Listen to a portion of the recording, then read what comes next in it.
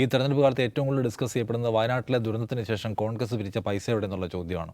ഇന്നലെ media one എഡിറ്റർക്ക് നൽകിയ അഭിമുഖത്തിൽ കെ സി വേണുഗോപാൽ ആ പൈസ ഞങ്ങൾ എവിടെയാണ് സൂക്ഷിച്ചിരിക്കുന്നത്, അതെങ്ങനെയാണ് വിനിയോഗിക്കാൻ പോകുന്നത്, കിട്ടിയ പൈസ എങ്ങനെയാണ് വിനിയോഗിച്ചത് പോലുള്ള വിശദാംശങ്ങൾ പങ്കുവച്ചു. അതിനുശേഷം Sunny Joseph K P C അധ്യക്ഷനും ഇന്നിപ്പോൾ പൈസയുടെ കണക്കുമായിട്ട് രംഗത്ത് വരികയും അത്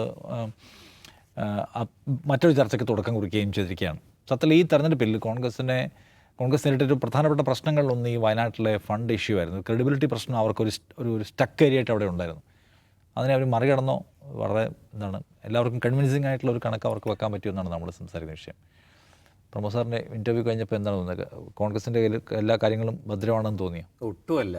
നമുക്കത് തീരെ കൺവിൻസിങ് ആയിട്ടുള്ള ഒരു സാഹചര്യമല്ല. കെ സി വേണുഗോപാലിൻ്റെ ഇൻ്റർവ്യൂ കഴിഞ്ഞതിന് ശേഷം എനിക്കോ അതിനുശേഷം ഇപ്പോൾ ഇന്ന് സണ്ണി ജോസഫ് ഇതിൻ്റെ ഡീറ്റെയിൽസ് മുഴുവൻ പറഞ്ഞതിന് ശേഷം ആർക്കുമോ അതിൽ ഒരു പൂർണ്ണ വിശ്വാസം വരേണ്ട ഒരു കാര്യമായിട്ടില്ല എന്ന് കരുതണം. അവർ പറയുന്ന ഒരു സംഗതിയുണ്ട്, അതായത് അവർക്ക് കാര്യമായി പിരിച്ചെടുക്കാൻ കഴിഞ്ഞിട്ടില്ല. ഈ പറയുന്ന ഒരു 5 crores എന്ന് പറയുന്ന ഒരു സംഗതിക്ക് അപ്പുറം അവർക്ക് പോകാൻ കഴിഞ്ഞിട്ടില്ല. അതിനേക്കാൾ കൂടുതൽ അവർക്ക് ചിലവായിട്ടുണ്ട്. ഭൂമി വാങ്ങുന്നതിന് 3 തവണയായിട്ടാണ് ഭൂമി വാങ്ങിയത് എന്നാണ് പറയുന്നത്. അതിൽ തന്നെ അവർ വലിയ തോതിൽ അവർക്ക് കാശ് അധികമായി ചിലവായി. അത് മുഴുവൻ വേറെ അക്കൗണ്ടിൽ നിന്ന് എടുക്കേണ്ടി വന്നു, KPCCയുടെ അക്കൗണ്ടിൽ നിന്ന് എടുക്കേണ്ടി വന്നു എന്നൊക്കെ പറയുന്നത് യാഥാർത്ഥ്യം തന്നെ. ഈ വെളിപ്പെടുത്തുന്ന കാര്യങ്ങളിൽ ഒന്നും നമുക്ക് അത് അസത്യമാണെന്നൊന്നും പറയാനില്ല. പക്ഷേ മറ്റൊരു പ്രശ്നമുണ്ട്. ഇപ്പോൾ ആ കണക്ക് കൂട്ടിക്കഴിഞ്ഞാൽ തന്നെ ഇപ്പോൾ അവർ മുന്നോട്ട് വച്ചിരിക്കുന്ന സണ്ണി ജോസഫ് ഇന്ന് പറഞ്ഞ ഒരു പേപ്പറിൽ എഴുതി കൊണ്ടുവന്ന കണക്കാണെന്ന് ആലോചിക്കണം. ഇത്രയും വലിയൊരു ധനസമാഹരണത്തിൻ്റെ ഒരു അന്തിമ ചിത്രം നമുക്ക് കാണിച്ചു തരാൻ കണക്ക് എഴുതി കൊണ്ടുവന്നിരിക്കുന്ന ഒരു നോട്ടീസിൻ്റെ പുറകിൽ ഒരു പേപ്പർ, അതിൻ്റെ ഒരു ഇതുപോലും നമ്മുടെ കയ്യിലുണ്ട്. അങ്ങനെ എഴുതിക്കൊണ്ട് ഇത്രയാണ് ഭൂമി വാങ്ങാൻ ആദ്യഘട്ടത്തിൽ ചിലവായത്, ഇത്ര ഏക്കർ 21 ഏക്കർ ഇത്ര പൈസ എന്നൊക്കെ പറഞ്ഞു, ബാക്കി ഇത്രയും തുക. ഇങ്ങനെയാണ് ഒരു കണക്ക് സൂക്ഷിക്കേണ്ടതും ഈ രീതിയിൽ ഇത് ജനങ്ങളെ ബോധ്യപ്പെടുത്തേണ്ടതും എന്നുള്ളത് ഒരു ചോദ്യം. മാത്രമല്ല അത് കണക്ക് കൂട്ടി നോക്കുമ്പോൾ അവസാനം കുറച്ച് പൈസ അവിടെ ഉണ്ടാവേണ്ടതാണ്. അതുണ്ടോ ഇല്ലയോ എന്നുള്ളതിനെക്കുറിച്ച് അദ്ദേഹം ഒന്നും പറയുന്നില്ല. ഇനി ഭൂമി വാങ്ങി ഇനി വീട് പണിയാൻ എവിടുന്നാണ് കാശ് എന്ന് ചോദിക്കുന്നതിന് അവിടെ വയനാട്ടിലെ സാഹചര്യം വെച്ചാണ് മറുപടികൾ പറയുന്നത്. വയനാട് MP ആയ പ്രിയങ്ക ഗാന്ധിയും രാഹുൽ ഗാന്ധിയുടെ മുൻ MP എന്ന നിലയിൽ അദ്ദേഹത്തിൻ്റെയും ഒക്കെ വലിയ ശ്രമങ്ങൾ അതിനുവേണ്ടി ഉണ്ടാവും. അതിൽ നിങ്ങളാരും സംശയിക്കേണ്ടതില്ല, വീട് അവിടെ പണിയും എന്ന് തന്നെയാണ് അവർ പറയുന്നത്. ഇതൊക്കെ കോൺഗ്രസ്സിന് സ്വയം ആശ്വസിക്കാം ഇങ്ങനെയൊക്കെ പറഞ്ഞിട്ടതല്ലാതെ നാട്ടുകാർക്ക് ഇതൊരു കാരണവശാലും ബോധ്യപ്പെടാൻ പോകുന്ന കാര്യമല്ല.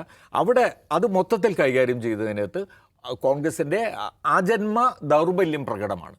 അതാണ് അതില്ലാതെ ഇങ്ങനെ ഒരു സംഗതി ഏറ്റെടുത്ത് നടത്താനുള്ള ആ ശേഷിയും കെൽപ്പും സാമർഥ്യവും ഒന്നും അവർക്കില്ല എന്നുള്ളത് വളരെ വ്യക്തമാക്കുന്ന രീതിയിലാണ് അതിൻ്റെ കണക്കുകൾ വന്നിട്ടുള്ളത്. ഒരു കാര്യം ശരിയാണ്, ധനലക്ഷ്മി ബാങ്കിൽ അക്കൗണ്ട് ഉണ്ട്, അക്കൗണ്ട് എവിടെയെന്നൊക്കെ ചോദിച്ചതിനുള്ള മറുപടിയായി. അതുപോലെ തന്നെ ഇപ്പോഴും ഇല്ല, ആ ആപ്പ് എവിടെ പോയി എന്നുള്ള ചോദ്യമൊക്കെ അവിടെ ബാക്കി കിടക്കുന്നുണ്ട്. അതൊക്കെ അവിടെ നിൽക്കട്ടെ. എന്നാൽ തന്നെയും ധനം എത്ര പിരിച്ചു കിട്ടി എന്നതിൻ്റെ കണക്കുണ്ട്, അതൊക്കെ ശരിയാണ്. ഇവിടെ കാണേണ്ട ഒരു കാര്യം എന്ന് വെച്ചാൽ ഇത്രയെങ്കിലും അത് പുറത്തു വന്നു എങ്കിൽ അതൊരു നല്ല കാര്യമായിട്ട് നമ്മൾ കാണണം. പക്ഷേ അതേസമയം തന്നെ മറ്റ് ചില കാര്യങ്ങൾ കോൺഗ്രസ് ഉന്നയിക്കുന്നതിൽ അവരെ നമുക്ക് തള്ളിക്കളയാനും കഴിയില്ല. ഉദാഹരണത്തിന് ഇപ്പോൾ കഴിഞ്ഞ ദിവസം വന്ന ഒരു സംഗതി, CPM കേന്ദ്ര കമ്മിറ്റി ഒരു പിരിവ് നടത്തിയെന്ന് പറയുന്നു. അത് ആരും അറിഞ്ഞിട്ടൊന്നുമില്ല. അതിൻ്റെ പ്രധാനപ്പെട്ട നേതാക്കൾ തന്നെ പെട്ടെന്ന് ഈ കാര്യം ഒരു ചർച്ചയിൽ അത് കേൾക്കുന്ന സമയത്ത് ഞാനൊന്ന് വെരിഫൈ ചെയ്തിട്ട് പറയാം എന്ന രീതിയിൽ പോകേണ്ടി വന്നൊരു സാഹചര്യമുണ്ട്. CPM കേന്ദ്ര കമ്മിറ്റി പിരിച്ചത് അതിൽ 99 ലക്ഷവും പിന്നെ ഒരു അക്കൗണ്ടിൽ 99 ലക്ഷവും പിന്നെ ഒരു അക്കൗണ്ടിൽ 92,000 രൂപയും, അല്ല 9 ലക്ഷത്തി സംതിങ്ങുമാണ്. അപ്പോൾ ഇതാണ് അവരാകെ പിരിച്ചത്. ഇതാണ് കൊടുത്തത്. ഇതാണ് CMDRFിലേക്ക് കൊടുത്ത തുക എന്ന നിലയിൽ അവർ വെളിപ്പെടുത്തിയിരിക്കുന്നത്. MA ബേബിയുടെ പിന്നീട് വന്ന ഒരു വെളിപ്പെടുത്തൽ, രേഖാമൂലമുള്ള വെളിപ്പെടുത്തൽ ശരിയാണ്, അത്രയായി. പക്ഷേ അത് എന്താ പറയുക, അത്രമാത്രം പിരിക്കാൻ കഴിഞ്ഞോ അതോ അതിൽ കൂടുതൽ പിരിച്ചോ, എന്തുകൊണ്ട് അത് പുറമേക്ക് വന്നില്ല, ഇത്തരം കാര്യങ്ങളിലൊന്നും കണക്കുകളില്ല, അല്ലെങ്കിൽ അവരുടെ ആ സംഗതിയിൽ വ്യക്തത വരുന്നില്ല.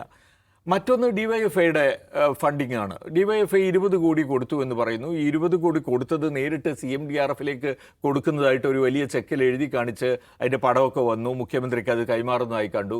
അതിനുശേഷം പറയുന്നു അത് CMDRFിലേക്കല്ല കൊടുത്തത്, ഈ പറയുന്ന ഏജൻസിയുടെ അക്കൗണ്ടിലേക്കാണ് എന്ന് പറയുന്നു. അപ്പോൾ അങ്ങനെയാണെങ്കിൽ അതിൻ്റെ പലിശ ഇത്രയും നാൾ 10 മാസം കഴിഞ്ഞിട്ടാണ് ഈ ഏജൻസിയുടെ ഫണ്ടിലേക്ക് ഇത് പോയതെന്ന് പറയുന്നു. അപ്പോൾ ഇതിനിടയിലുള്ള പലിശ എന്ത് ചെയ്തു? ഈ ചോദ്യമുണ്ട്. അപ്പോൾ അതുകൊണ്ട് ഒരു ഭാഗത്ത് മാത്രമായിട്ടല്ല ഈ പ്രശ്നം നിൽക്കുന്നത് എന്ന് കാണണം. ഒരു ഭാഗത്ത് മാത്രമല്ല, കോൺഗ്രസിനെ തിരിച്ചുന്നയിക്കാൻ ഒരുപാട് വിഷയങ്ങളുണ്ട്, സത്യമാണ്. പക്ഷേ അവർ ഇതിനെ കൈകാര്യം ചെയ്ത കാര്യത്തിൽ അവർക്ക് ഒരു എന്താ പറയുക, ഒരു എഫിക്കബിളായിട്ടുള്ള ഒരു സംഗതി ഇല്ല. അത് നമുക്ക് അങ്ങനെ വിശ്വസിക്കാൻ കഴിയുന്ന രീതിയിൽ പൂർണ്ണമായും നമ്മളത് ബോധ്യപ്പെടുത്തുന്ന രീതിയിൽ ഒരു വശത്ത് ഇങ്ങനെ നിൽക്കുമ്പോൾ തന്നെയാണ് വി.ഡി. സതീശൻ വളരെ എന്താ പറയുക, കാർക്കശ്യത്തോടെ ഇതിന് മറുപടി പറയേണ്ട കാര്യമില്ല, നിങ്ങളത് ചോദിക്കേണ്ട കാര്യമില്ല തുടങ്ങിയ കാര്യങ്ങളൊക്കെ പറഞ്ഞ് ഇപ്പോൾ എൻ്റെ ഇൻ്റർവ്യൂവിൽ തന്നെ അദ്ദേഹം അത് ഞങ്ങൾ പിന്നീട് ബോധ്യപ്പെടുത്തും എന്നാണ് പറഞ്ഞത്. എല്ലാം കഴിഞ്ഞതിന് ശേഷം, പദ്ധതിയെല്ലാം കഴിഞ്ഞതിന് ശേഷം ബോധ്യപ്പെടുത്തുമെന്നാണ് പറഞ്ഞത്. പക്ഷേ അതിനു മുമ്പ് തന്നെ KPCCക്ക് അത് പറയേണ്ടി വന്നു. നമ്മുടെ ഇൻ്റർവ്യൂവിനകത്ത് KC വേണുഗോപാൽ ധനലക്ഷ്മി എന്ന് വെളിപ്പെടുത്തിയത് കൊണ്ടാണ് പിന്നീട് ഇത് പുറത്ത് പറയേണ്ടത് വന്നത് എന്നതാണ് മനസ്സിലാക്കുന്നത്. ഓക്കെ, അജിം സാഹിബ്, ഈ ആൾക്കാർ കൊടുക്കും അങ്ങനെ ആനുകൂല്യം കോൺഗ്രസ്സിന്? നേരത്തെ സാർ പറഞ്ഞല്ലോ, ഒരു കോൺഗ്രസ്സിന് ഇത്തരം കാര്യങ്ങളൊക്കെ ചെയ്യാനൊരു ആജന്മ ദൗർബല്യമുണ്ട്. പ്രൊഫഷണൽ സംഗതിയൊന്നുമല്ല, വലിയ സംഗതി ഏറ്റെടുത്ത് ചെയ്യാൻ പറ്റത്തില്ല അവർക്ക്. സോ അവർക്ക് പറ്റിയ അവർ ഉഴപ്പിയതാവും, അല്ലാതെ അവർ എന്നൊക്കെ അന്നൊരു ആനുകൂല്യം കിട്ടുമോ കോൺഗ്രസ്സിന്? അതോ കോൺഗ്രസ്സിന് ഇതൊരു ബ്ലോക്കാണോ? കോൺഗ്രസ്സിന് ഈ കാര്യത്തിൽ വന്ന ആദ്യത്തെ പിഴവ്, വയനാട് പുനരധിവാസത്തിലെ ആദ്യത്തെ പിഴവ്, നിങ്ങൾ CMDRFിലേക്ക് അല്ല ഇതിൽ പൈസ കൊടുക്കേണ്ടത് എന്ന് പറഞ്ഞിട്ട് നിങ്ങൾ മറ്റുള്ള ചാരിറ്റി സംഘടനകളെ സഹായിക്കണം, അവർ ചെയ്യട്ടെ എന്നുള്ളതാണ്. അപ്പം അങ്ങനെ നോക്കുകയാണെങ്കിൽ മുസ്ലിം ലീഗാണ് അത് വളരെ വിജയകരമായി ചെയ്തിട്ടുള്ളൊരു സംഘടന എന്ന് പറയുന്നത്. അതിൻ്റെ ഒരു കാര്യം, അവർക്ക് KMCC എന്ന് പറയുന്നൊരു സംവിധാനമുണ്ട്. ഈ പണം പിരിക്കാനൊക്കെ അവരാണ് മുന്നിട്ട് നിൽക്കുക. പിന്നെ അവരുടെ വോളണ്ടിയർ, ഈ എന്താണ്, വൈറ്റ് ഗാർഡോ അങ്ങനെ എന്തോ ആണ് അതിൻ്റെ പേര്, അവർക്ക് ഈ CPMനേക്കാൾ അല്ലെങ്കിൽ CPMനോളം ശക്തിയുള്ള ഒരു വോളണ്ടിയർ സേനയുണ്ട്. മൂന്നാമത്തെ കാര്യം, അവരെ സംബന്ധിച്ച് അതൊരു മതപരമായ ഒരു കാര്യം കൂടിയാണ്. ഈ ജനസേവനം എന്ന് പറയുന്നത് കേവലമായ രാഷ്ട്രീയ ലക്ഷ്യത്തിന് വേണ്ടി മാത്രമല്ല, അവരതിനൊരു മതപരമായ ആംഗിളിലൂടെ കാണുന്നത്. ബൈത്തുർ റഹ്മ പോലുള്ള സംഭവം. അപ്പോൾ അതിലുണ്ടാവുന്ന വെച്ചാൽ അതിൽ നിന്ന് ആരും കയറ്റു വരാനോ അല്ലെങ്കിൽ അതിലൊരു ഉപേക്ഷ കാണിക്കാനോ അലംഭാവം കാണിക്കാനോ അവർ തയ്യാറാവില്ല. നമ്മൾ ഈ ചാരിറ്റി നടത്തുന്ന, നേരത്തെ ഈ ഫിറോസിന് എതിരായിട്ടുള്ള ആരോപണങ്ങൾ വന്നത് ഞാൻ യൂത്ത് ലീഗിനെ പറ്റി അല്ല, മുസ്ലിം ലീഗിനെ പറ്റി.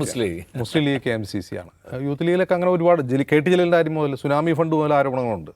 KT Jaleel Youth League president ആയതുപോലെ ഈ ആരോപണങ്ങൾ കേൾക്കുന്നതാണ്. യൂത്ത് ലീഗിനെ കുറിച്ചല്ല ഞാൻ പറയുന്നത്. അപ്പോൾ നമ്മൾ ഈ ചാരിറ്റി നടത്തുന്ന ആളുകളെ നോക്കുകയാണെങ്കിൽ ചാരിറ്റി ഏറ്റവും നന്നായിട്ട് നടത്തുന്ന മതപരമായ സംഘടനകളാണ്. അതിൻ്റെ ഒരു പ്രധാനപ്പെട്ട കാരണം അതിൽ കയറ്റു വരില്ല എന്നുള്ളതുകൊണ്ടാണ്. അതിലവർക്ക് ധാർമ്മികമായ ചില ഇതുണ്ടാവും. ഈ ഇവിടെ ഇപ്പോൾ കോൺഗ്രസ്, അതുപോലെ DYFI, ഇതൊക്കെ രാഷ്ട്രീയ പാർട്ടികളോ യുവജന സംഘടനകളൊക്കെയാണ്. ഇന്ന് കോൺഗ്രസ് കണക്ക് അവതരിപ്പിക്കുമ്പോൾ ഉണ്ടാകുന്നൊരു പ്രശ്നം, കോൺഗ്രസിന് ആകെ ലഭിച്ചത് ആപ്പ് വഴി ലഭിച്ചത്, ആപ്പ് ഇപ്പോൾ കാണാനില്ല എന്ന് പറയുന്നു. ആപ്പ് അതിൻ്റെ ഉപയോഗം കഴിഞ്ഞപ്പോൾ കളഞ്ഞതായിരിക്കാം. കോൺഗ്രസ് ആകെ ലഭിച്ചത് 5,31,26,632 രൂപ. ഈ കണക്കിലൊരു വിശ്വാസ്യതയുണ്ട്. കാരണം എന്താ വെച്ചാൽ ഇതൊരു ഓഡ് നമ്പറൊന്നും അല്ല.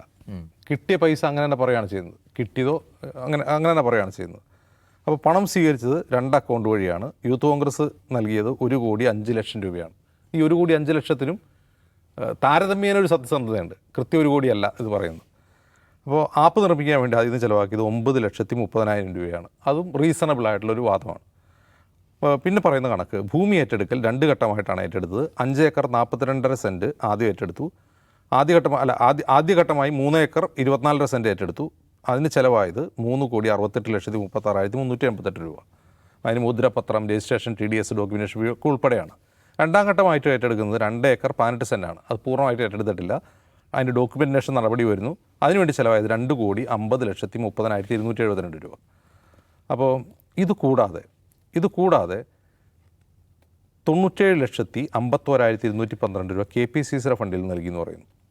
ആ കണക്ക് വരുന്നതിന് മുമ്പ് നമ്മൾ നോക്കേണ്ടത് ആകെ വന്ന തുകയും ചിലവായ തുകയും തമ്മിലുള്ള വ്യത്യാസം. ഇതുവരെ ചിലവായ തുകയും വന്ന തുകയും നോക്കുമ്പോൾ ഒരു 15,24,972 രൂപ ബാക്കിയാണ്.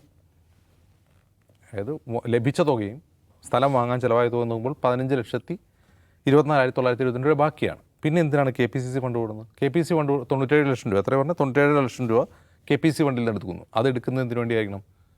അത് വീട് നിർമ്മിക്കാനായിരിക്കും. അപ്പോൾ ഇനി 74 ലക്ഷത്തോളം രൂപ കൂടി വേണം എന്നാണ് KPCC അധ്യക്ഷൻ പറയുന്നത്. അപ്പോൾ 74, 97, അപ്പോൾ അത്രയും പണം ഉണ്ടെങ്കിൽ ഇനി വീട് നിർമ്മിക്കാൻ പറ്റുള്ളൂ. ഈ ലാൻഡിൻ്റെ ഡീല് പൂർത്തിയാക്കാൻ KPCC ഫണ്ട് വേണ്ടി വന്നെന്ന് അവർ പറയുന്നത്. അപ്പോൾ അതെങ്ങനെയാണ് കണക്ക് ശരിയാവുക? ഈ KPCC അധ്യക്ഷൻ പറയുന്ന കണക്ക് പ്രകാരമാണ് ഈ 15 ലക്ഷം ബാക്കിയാണ്. വന്ന കണക്കും ചിലവാക്കിയ കണക്കും അനുസരിച്ച്. പിന്നെ ഈ KPCCയുടെ പണം എടുക്കേണ്ടി വന്നത് എന്തിനാണ്? അപ്പോൾ അതിലൊരു ക്ലാരിറ്റി കുറവുണ്ട്. ഈ ക്ലാരിറ്റി കുറവ് എന്തുകൊണ്ടാണ് വരുന്നത് വെച്ചാൽ നമ്മൾ ഈ കോൺഗ്രസ് നേതാക്കളുടെ റിയാക്ഷനിൽ നിന്ന് മനസ്സിലാക്കാം. സതീശൻ ഒരിക്കലും ഈ കണക്ക് പറയാൻ തയ്യാറല്ല. ഈ കണക്ക് പ്രൊജക്റ്റ് പൂർത്തിയാകുമ്പോൾ ചെയ്യാം. ഇന്ന് രാവിലെ കൂടി അദ്ദേഹം അതാണ് പറഞ്ഞത്. അദ്ദേഹം അത് പറഞ്ഞ് ഈ KC വേണുഗോപാലിൻ്റെ ഈ വാർത്ത നമ്മൾ ബ്രേക്ക് ചെയ്തതിന് ശേഷമാണ് KPCC അധ്യക്ഷൻ വന്നിട്ട് ഈ നോട്ടീസിൽ കുറിച്ച കണക്ക് വായിക്കുന്നത്. അപ്പോൾ അതിനർത്ഥം കോൺഗ്രസിനകത്ത് തന്നെ അതിൽ രണ്ട് അഭിപ്രായമുണ്ട്. ഒന്ന്, കണക്ക് പറയേണ്ടതില്ല എന്നൊരു വിഭാഗം, അതല്ല ഈ ഘട്ടത്തിൽ കണക്ക് വെളിപ്പെടുത്തി മുന്നോട്ട് പോകാം എന്ന് പറയുന്ന രണ്ട് വിഭാഗം. അതെന്തുമാവട്ടെ, ആ പണത്തിൽ ക്രമക്കേട് നടന്നോ എന്ന് വിശദീകരിക്കാൻ കോൺഗ്രസിന് രാഷ്ട്രീയമായ ധാർമ്മികമായ ബാധ്യതയുണ്ട്. ഇനി അത് കഴിഞ്ഞപ്പോഴാണ് DYFIക്കെതിരെ കുറേ ചോദ്യങ്ങൾ വരുന്നത്. അപ്പോൾ DYFIക്ക് അത് വിശദീകരിക്കേണ്ടതുണ്ട്. അപ്പോൾ DYFIയോട് നമ്മൾ തന്നെ വിശദീകരണം ചോദിച്ചു ഈ വാർത്ത ബ്രേക്ക് ചെയ്തതിനോടൊപ്പം തന്നെ. അപ്പോൾ വസീഫായിരുന്നു ഓൺലൈനിലുണ്ടായിരുന്നു. വസീഫും രാജു പി നായരും തമ്മിൽ വലിയ വാഗ്വാദം നടന്നു. വസീഫ് ഞങ്ങൾ കൊടുത്ത പണത്തെക്കുറിച്ചുള്ള രേഖകൾ അജിംസിന് ഇപ്പോൾ വാട്സാപ്പിൽ ഇട്ട് തരാം എന്ന് 0 hourലായിരുന്നു ഇട്ട് തരാമെന്ന് പറഞ്ഞു. നമ്പറിൽ ഞാൻ ഹൈ അയച്ചു. ഉടൻ തന്നെ അദ്ദേഹം അതിൻ്റെ റെസിപ്റ്റ് അയച്ചു തന്നു. രണ്ട് കാര്യങ്ങളാണ് അയച്ചത്. ഒന്നൊരു RTI റിപ്ലൈ. RTI റിപ്ലൈ എന്ന് വെച്ചാൽ Syed Sabiq, government law college, Barton Hill, Thiruvananthapuram, Kerala. അദ്ദേഹം ഈ പ്രൊജക്റ്റിൻ്റെ ഇംപ്ലിമെൻറ്റേഷൻ യൂണിറ്റിനോട് ചോദിച്ച, office of the chief CEO ചോദിച്ച ചോദ്യമാണ്, DYFI എത്രയെങ്കിലും പൈസ തന്നിട്ടുണ്ടോ? ഒരുപക്ഷെ ഇദ്ദേഹം DYFIക്കാരനായിരിക്കും. അപ്പോൾ പല ഘട്ടങ്ങളിലായി. അപ്പോൾ 17/5/2025 തന്നെ 5 പ്രാവശ്യവും, പിന്നെ 5/1/2026 1 പ്രാവശ്യവുമായിട്ട് 20 കോടി രൂപ അക്കൗണ്ടിൽ DYFI നിക്ഷേപിച്ചതിൻ്റെ മറുപടിയാണ് കൊടുത്തിട്ടുള്ളത്. ഓക്കെ. അതോടൊപ്പം തന്നെ വസീഫ് ഇത് ബാങ്കിൽ നിക്ഷേപിച്ച റെസിപ്റ്റിൻ്റെ റെസിപ്റ്റ് ഉണ്ടല്ലോ, ആ റെസിപ്റ്റിൻ്റെ കോപ്പി കൂടി നമുക്ക് അയച്ചിട്ടുണ്ട്. കോപ്പിയല്ല, ആ റെസിപ്റ്റ് തന്നെ സ്കാൻ ചെയ്ത് അയച്ചിട്ടുണ്ട്. അത് കറക്റ്റാണ്. ഇതിൽ പറയുന്ന പ്രകാരം ഒരു 15 crore, പിന്നീട് 1 crore, പിന്നീട് 1 കോടി, പിന്നീട് 1 കോടി, അങ്ങനെ പലപ്പോഴായിട്ട് 1 കോടിയൊക്കെ വെച്ച് കൊടുത്തിട്ടില്ല. മൊത്തം 20 കോടിയുടെ റെസിപ്റ്റാണ് തന്നിട്ടുള്ളത്. ഇതിലും ഒരു പ്രശ്നമുണ്ട്. ഇപ്പോൾ DYFIയെക്കുറിച്ച് DYFI പറയുന്നത് ഞങ്ങൾ പുറത്തുനിന്ന് പിരിച്ച പണമല്ല, ഞങ്ങളുടെ പ്രവർത്തകർ ആക്രി പെറുക്കിയും കൂലിപ്പണി ചെയ്തും പലതരം ചലഞ്ചുകൾ വെച്ചും സമാഹരിച്ച പണമാണെന്നാണ്. എങ്ങനെ സമാഹരിച്ചാൽ 20 കോടി എന്ന ഓഡ് നമ്പറിൽ എങ്ങനെ എത്തുക? അതല്ല 20 കോടി കുറവായിരുന്നു, അപ്പോൾ DYFI അതിൽ നിന്ന് തികച്ചൊരു 20 കോടിയാക്കി കൊടുത്തതാണോ? അതല്ല അതിൽ കുറച്ച് കൂടുതൽ കിട്ടി എന്നാൽ അതൊന്ന് ഓഡ് നമ്പറാക്കാമെന്ന് 20 കോടി കൊടുത്തതാണോ? അതിലൊരു പ്രശ്നമുണ്ട്. ഈ കൃത്യം 20 കോടിയായിട്ട് എങ്ങനെയാണ് കൊടുക്കുക? അങ്ങനെ കളക്ട് ചെയ്യാൻ പറ്റുക? ഇപ്പോൾ KPCC പറയുന്ന കണക്കിൽ അവർ ബുദ്ധിപൂർവമോ അല്ലാതെയോ അതൊരു ഓഡ് നമ്പർ ആവാതിരിക്കാൻ ശ്രദ്ധിച്ചിട്ടുണ്ട്. ഇത് പക്ഷേ ഓഡ് നമ്പർ ആവുന്നത് എങ്ങനെയാണ്? ഇതിവിടെയാണ് ഇതിൻ്റെ ഒരു കുഴപ്പം. ഞാൻ പറയുന്നത്, ദുരന്ത പുനരധിവാസം എന്ന് പറയുന്നത് ഒരു കാലത്തും ചാരിറ്റി സംഘടനകളുടെയോ രാഷ്ട്രീയ പാർട്ടികളുടെയോ മതസാമുദായ സംഘടനകളുടെ പണിയല്ല. ആ പണി സർക്കാരിൻ്റെ പണിയാണ്. നിയമപരമായി സംസ്ഥാന സർക്കാരിൻ്റെ പണിയാണ് ദുരന്ത പുനരധിവാസം എന്ന് പറയുന്നത്. അതിനൊരു നിയമം അവിടെയുണ്ട്. അങ്ങനെ സർക്കാർ ബാധ്യസ്ഥരായ, സർക്കാർ ഉത്തരവാദിയ ഒരു പണി എന്തിനാണ് മുസ്ലിം ലീഗും കോൺഗ്രസും CPM-ഉം DYFI ഒക്കെ ഏറ്റെടുക്കുന്നത്? ഇത് സർക്കാരിനെ കൊണ്ട് ചെയ്യിപ്പിക്കാനല്ലെങ്കിൽ നമ്മൾ ഉയർന്ന ജനാധിപത്യ ബോധമുള്ള, രാഷ്ട്രീയ ബോധ്യമുള്ള ആൾക്കാരാവുന്നത് എങ്ങനെയാണ്? നമുക്ക് ചാരിറ്റി തോന്നാം, നമുക്ക് സഹാനുഭൂതി തോന്നാം, നമുക്ക് സങ്കടം തോന്നാം, അതൊക്കെ ശരി. ഇത് CMDRFിലേക്ക് ആ പണം കൊടുത്ത് സർക്കാരിനെ കൊണ്ട് അത് വൃത്തിയായിട്ട് ചെയ്യിപ്പിക്കാനല്ലേ പ്രതിപക്ഷ ഭരണപക്ഷ രാഷ്ട്രീയ കക്ഷികളും മറ്റ് സമുദായ സംഘടനകളും യുവജന സംഘടനകളും ചെയ്യേണ്ടത്? ഇപ്പോൾ നോക്കുക, ദുരന്ത പുനരധിവാസത്തിൻ്റെ ആദ്യഘട്ടം മുഖ്യമന്ത്രി അല്പം ഈ തെരഞ്ഞെടുപ്പ് പ്രഖ്യാപനം ഉദ്ഘാടനം ചെയ്തു. അതിലൊരാൾ ഇപ്പോൾ താമസിക്കുന്നുണ്ടോ? ഉദ്ഘാടന മഹാമഹം നടന്നു. ഇനി അത്രയും വീടുകൾ അവിടെ നിർമ്മിക്കുന്നുണ്ട്. എത്ര കോടി രൂപയാണ് സർക്കാർ ചിലവാക്കുന്നത്? അതിൽ ഒരു വീടിന് എത്ര ലക്ഷം രൂപ ചിലവാകുന്നുണ്ട്?